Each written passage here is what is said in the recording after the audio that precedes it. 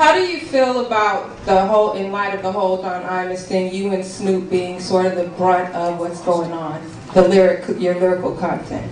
Oh, you know, I really don't feel, you know, it's not really a tragedy to me that that's happening. You know what I mean? Like, I think for a moment that a lot of people forgot that our country's at war, and they'll point to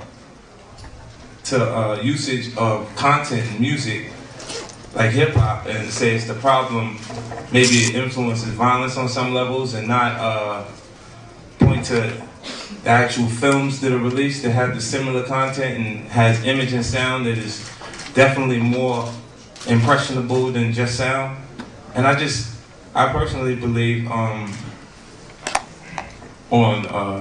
every level that it's easier to attack a individual than it is to go after a corporation. You know, so they point to specific hip hop artists to go after opposed to going after Paramount or Columbia Pictures.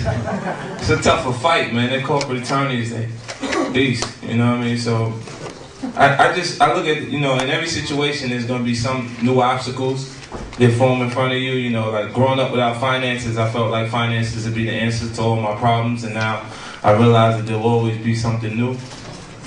You know, I don't know if that answers your question to your satisfaction. It doesn't. Thank you, June 26th, Curtis. Curtis, over here, Curtis. Over here, it matters. Lee Bailey over here. Hey, how you doing? Yeah, you sort of didn't really answer the question. I didn't? Not really. Not really. Okay, so give me a portion of the question from that I your didn't point answer of to your view, satisfaction. as an artist who does what people would consider offensive lyrics, what they would consider offensive lyrics, do you feel compelled at all to try and get with the program and not use those lyrics? Wow, I mean, the program. Let me get this right. Like,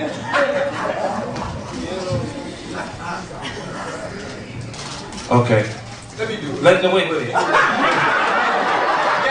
The president, they want to tell, are you familiar with politics? Absolutely. So you're familiar with the president's #2 man?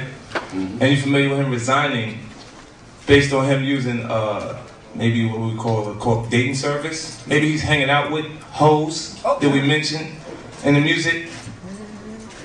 That makes you, if that doesn't make you aware of a situation that exists. I mean, sure, the music is a mirror, and hip-hop's a reflection of the environment that we grew up in. It's the harsh realities that end up in the music. If I ask you to paint a picture of the American flag and not use the color red, you're going to have a difficult time. You know, so to capture what we're trying to capture in the art form, I'm sure some conservative Americans can't actually ID with it because of their lifestyle and the way they've actually been brought up, and they haven't been exposed to these realities. You know, I understand it. I'm actually angry at some points when I'm confused or I don't have information. So, again, I understand why I'm constantly being attacked on some levels, but you see T.I. anxious to answer the same question because he falls into the same category. Also, all of hip-hop.